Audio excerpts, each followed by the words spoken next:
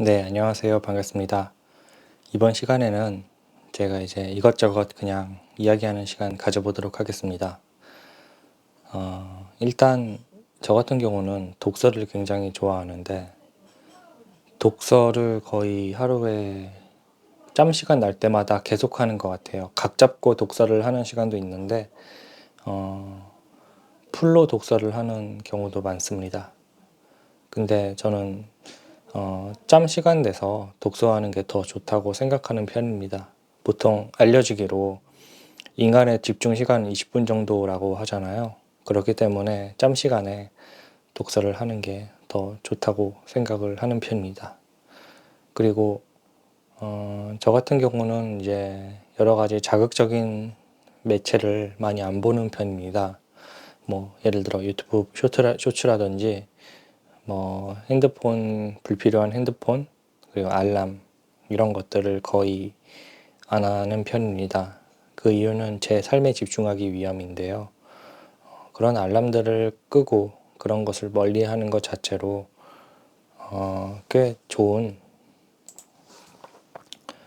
꽤 좋은 그런 머리 컨디션을 만들 수 있습니다. 독서는 역시 이제 이런 전자책 리더기 같은 걸로 가지고 다니면서 주로 읽는 편이고요. 이렇게 손을 넣게 되면 이렇게 편하게 이렇게 책을 읽을 수 있게 됩니다. 이 전자책 리더기의 장점은 이렇게 종이 질감으로 시력을 굉장히 보호해 줄 수 있어요. 저는 자격증 공부하면서 시력을 많이 잃었는데 그때 아이패드로 공부를 많이 했거든요. 그래서 시력을 많이 잃었습니다. 그 후에 종이책을 보려고 하다가 아무래도 종이책의 한계를 느끼고 이렇게 전자책을 주로 읽곤 합니다. 제 인생은 독서를 하기 전과 하기 후로 나뉘는 것 같아요. 독서를 하기 전에는 그냥 본능대로 살았다면 독서를 하고 나서는 많은 선조들의 지혜, 많은 훌륭한 사람들의 지혜를 제 삶에 적용하면서 정말 많은 변화가 있었던 것 같아요. 근데 가끔 사람들한테 물어보면 독서를 하시냐고 물어보면 아예 담을 쌓고 사는 경우가 많다라고 하시더라고요. 뭐 독서를 안 해도 사는데 문제는 없을 거라 생각을 합니다. 그렇지만 이 많은 지식들을 아는 기쁨이 굉장히 크기 때문에 독서는 어떤 성공의 목적이 없어도 꼭 필수적인 요소라고 저는 보고 있습니다. 이 안다는 것 자체가 굉장히 큰 기쁨으로 다가오거든요. 그래서 저는 이제 마지막으로 낮잠에 대해서 설명을 해드리고 싶은데 우리의 몸의 에너지는 한계가 있잖아요. 근데 꼭 잠을 자지 않고 버티는 그런 경우가 있습니다. 근데 버티지 않고 잠시 10분, 20분 자게 되면 훨씬 좋은 컨디션으로 다음 업무를 볼 수 있게 됩니다. 그렇기 때문에 과감하게 할 일이 있어도 잠깐 10분 정도 자는 것은 굉장한 큰 도움이 될 수 있습니다. 그리고 독서에 대해서 한 번 더 설명드리면 책을 고르는 기준에 대해서는 물론 베스트셀러가 좋은 책을 고르는데 유리한 건 사실입니다. 그건 사실인데 그렇다고 베스트셀러가 아닌 책이 나쁜 책은 아닙니다. 그 흙 속에 진주가 있기 마련인데요. 그렇기 때문에 이제 안전하게 가실 거면 베스트셀러를 읽는 거고 안전하지 않고 자신이 책을 잘 고를 수 있거나 좋은 책을 어디서 들었거나 할 경우에는 베스트셀러 외 책을 잘 골라서 보시면 됩니다. 너무 수많은 책이 있기 때문에 아무 책이나 읽는 것은 너무너무 비효율적이라 생각을 합니다.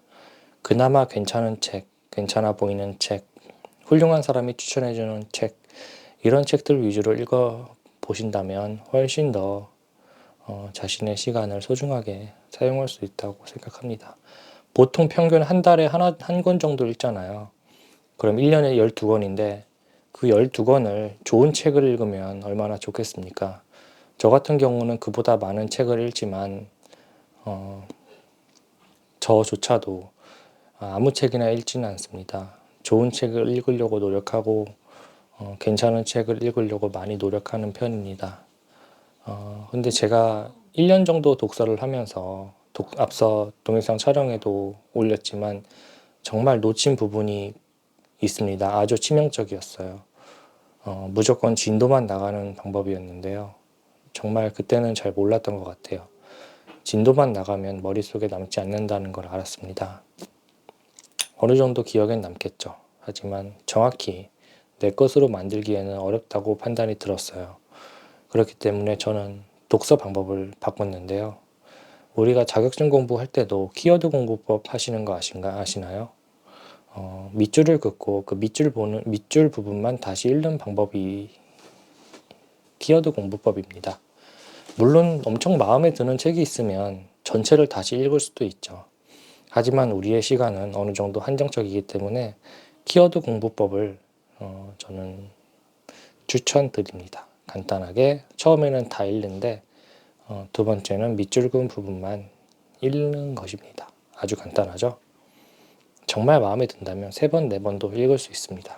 우리는 망각의 동물이니까 금방금방 잊어먹거든요. 그리고 벌써 12월 28일입니다. 거의 이제 연말이 다 끝나가고 많은 분들은 술자리를 하고 계실 텐데 제가 안 하는 것 중에 하나가 혹은 잘하는 것 중에 하나는 평생 술, 담배를 안 했다는 것에 있습니다.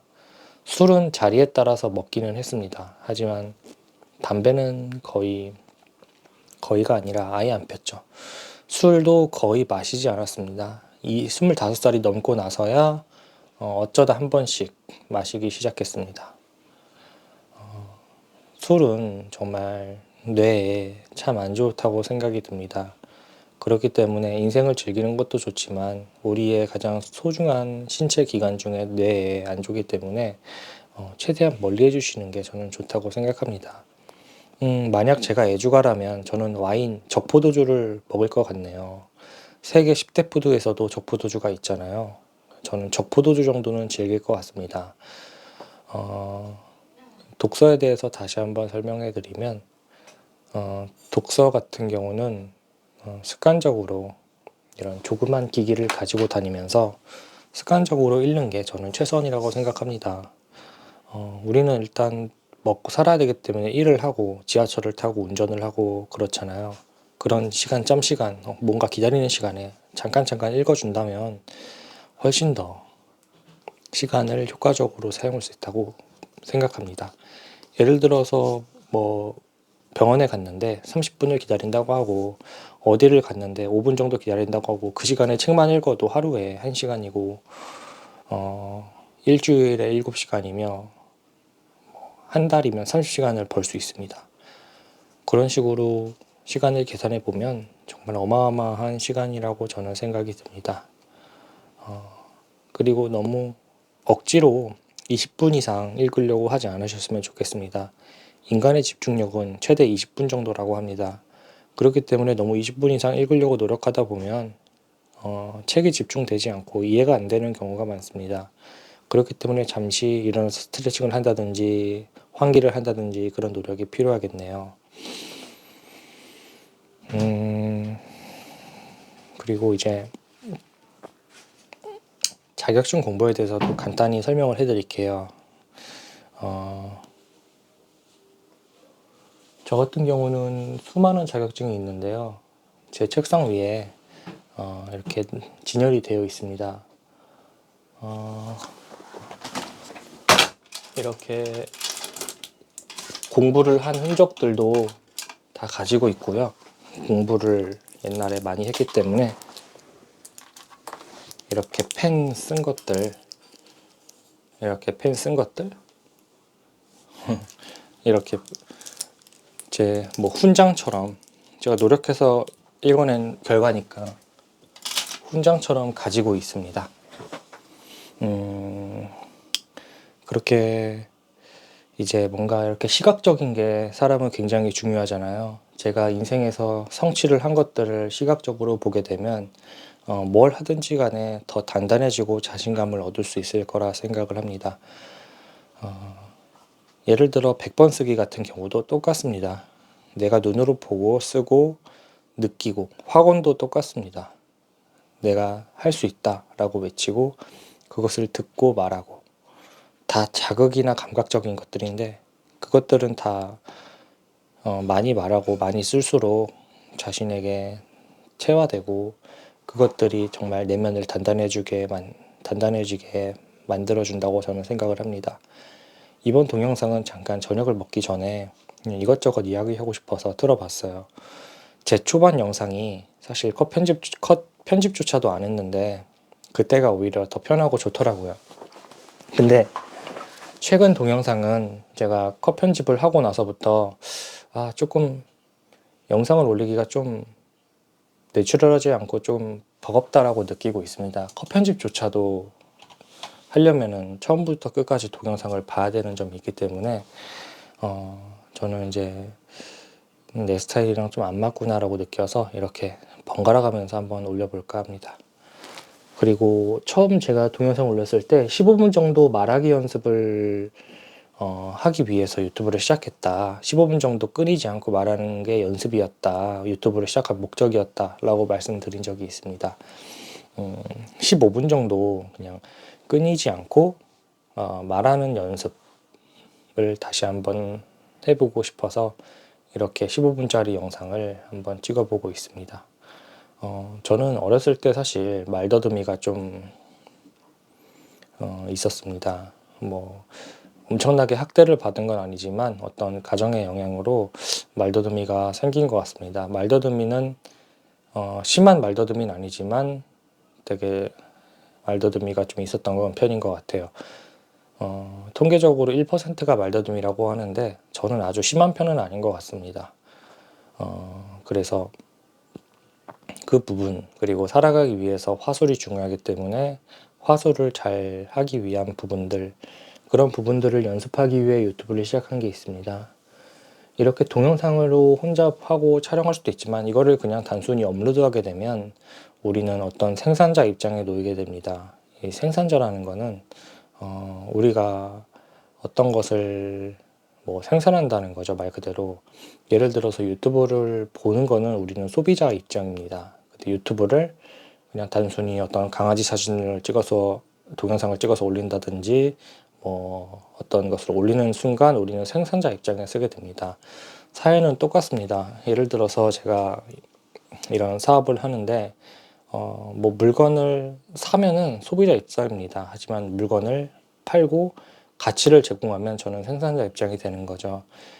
간단합니다. 이렇게 기왕이면 생산자 입장에 둬서 더 자아 성취감도 느끼고 가치도 느끼고 자신의 그런 돈도 벌 수 있는 그런 생산자 입장에 차라리 쓰는 게 낫지 않을까 저는 생각하는 편입니다. 사실 이런 제가 말하는 모든 것들은 거의 대부분 책이나 자기계발 쪽에서 나온 사고방식들입니다. 그만큼 소중하고 값진 사고방식들이기 때문에 저에게는